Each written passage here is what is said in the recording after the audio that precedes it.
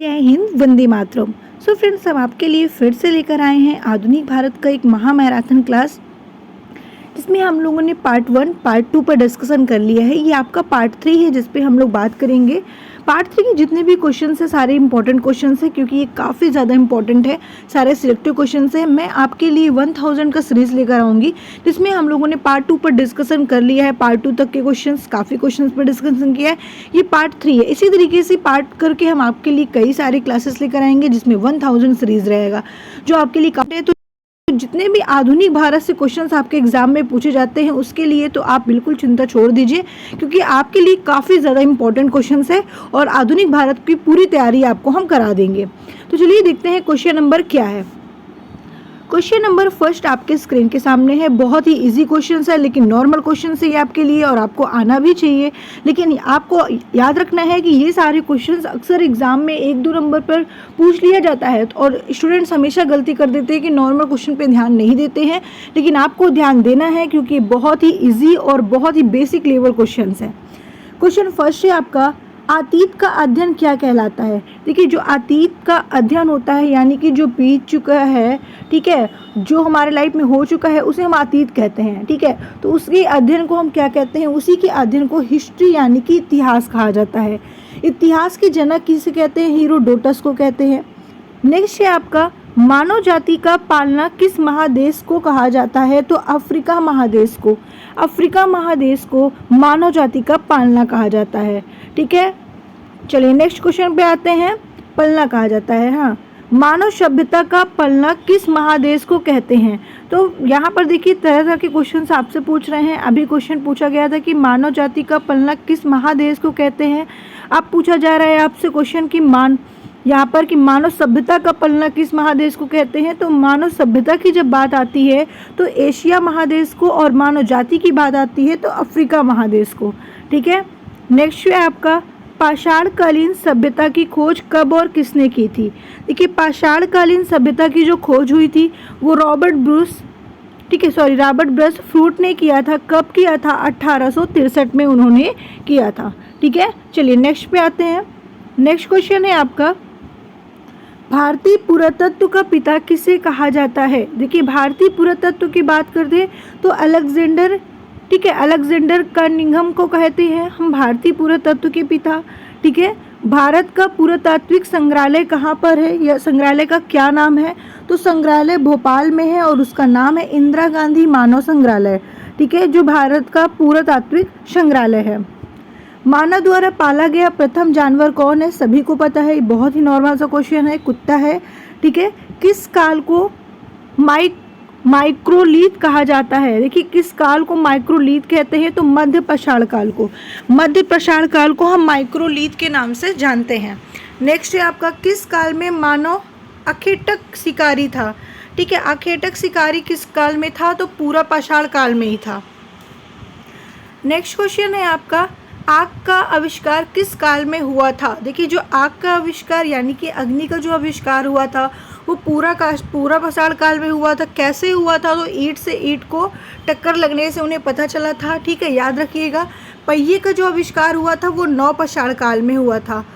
और यहाँ पर नेक्स्ट क्वेश्चन 30 नंबर क्वेश्चन है आपका कि चालकोलिथिक युग भी कहा जाता है, किस काल को कहा जाता है? तो भाई आपको बताना है ताम्र पाषाण काल को। ताम्र पाषाण काल को हम चालकोलिथिक युग भी कहते हैं। नेक्स्ट है, पशुपालन का प्रारंभ किस काल में हुआ था?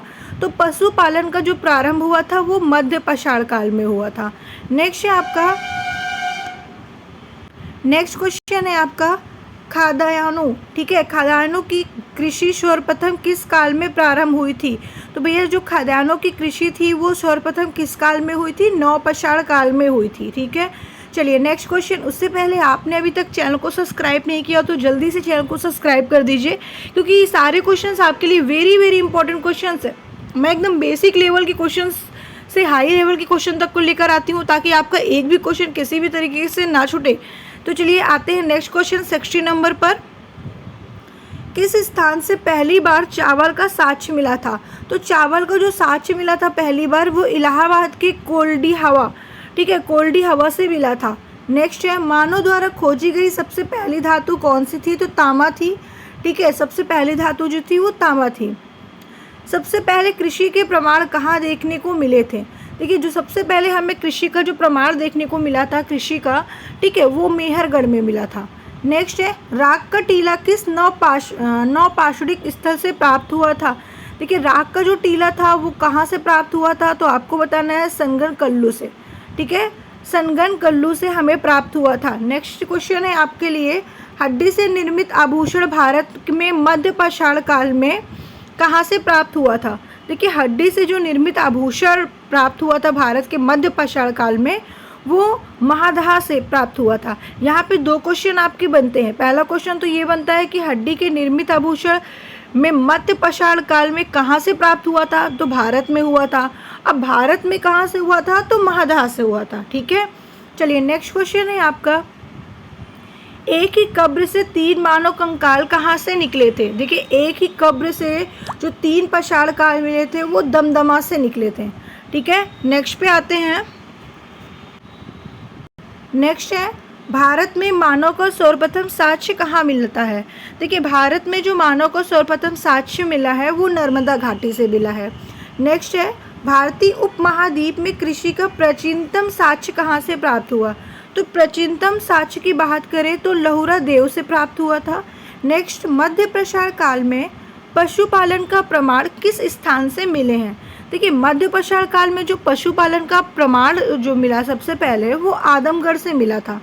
नेक्स्ट क्वेश्चन है आपका, किस एक पूरा स्थल से पाषाण संस्कृति से लेकर हड़प्पा सभ्यता तक के संस्कृति का अवशेष प्राप्त हुआ था? भाई, किस पूरा स्थल की बात कर रहा है? तो मेहरगढ़ से ही हुआ था। ठीक है, यानी कि मेहरगढ़ से ही प्राप्त हुआ था। नेक्स्ट क्वेश्चन है हम आपके लिए लेकर आए हैं। नेक्स्ट क्वेश्चन, किस स्थान से मानव के साथ कुत्ते को दफनाए जाने का साक्ष्य मिला था? देखिए, बहुत ही अच्छा क्वेश्चन है कि ऐसा कौन से स्थान से हमें मानव के साथ कुत्ते को दफनाए जाने का साक्ष्य मिला था? तो आपको बताना है बुजुर्ग होम से। ठीक है, नेक्स्ट है, मध्य पाषाण काल की मानव अस्थियां किस स्थान से प्राप्त हुई थी? तो भाई देखिए, यहाँ पर पूछा गया है कि मध्य पाषाण काल में मानव अस्थियां किस स्थान से प्राप्त हुई थी? तो मध्य पाषाण काल में गुजरात से। ठीक है, गुजरात से प्राप्त हुई थी। मानव द्वारा सर्वप्रथम प्रयोग किए जाने वाला सबसे पहला अनाज कौन सा है? मानव द्वारा जो प्रयोग किए जाने वाला था वो है आपका जौ। ठीक है, नेक्स्ट क्वेश्चन है आपका, नौदा टोली का उत्खनन किसने किया था? देखिए, नौदा टोली का जो उत्खनन हुआ था वो HD संकलिया ने किया था। नेक्स्ट है आपका, नौदा टोली किस राज्य में स्थित है? तो भाई नौदा टोली जो है वो आपके मध्य प्रदेश में स्थित है। नेक्स्ट क्वेश्चन है आपका, पूरा पाषाण काल नाआता सेंटर है, प्री को किस अन्य नाम से जाना जाता है? तो आपको बताना है अखेट युग से। ठीक है, अखेट युग के नाम से जाना जाता है। नेक्स्ट है, बैल और हल की सहायता से कृषि कार्य की शुरुआत किस काल में हुई थी? तो भाई बैल और हल की जो शुरुआत हुई थी वो कृषि की बात यहाँ पे किया गया है, तो नवपाषाण काल में। नेक्स्ट एंड लास्ट है, भारतीय पुरातत्व सर्वेक्षण के प्रथम महानिर्देशक कौन थे? जॉन मार्शल थे। तो ऐसी वीडियो देखने के लिए चैनल को सब्सक्राइब करके वीडियो को लाइक करके शेयर करना बिल्कुल मत भूलिएगा, क्योंकि ये आपके लिए काफ़ी इंपॉर्टेंट क्वेश्चन और काफ़ी सिलेक्टिव क्वेश्चन है।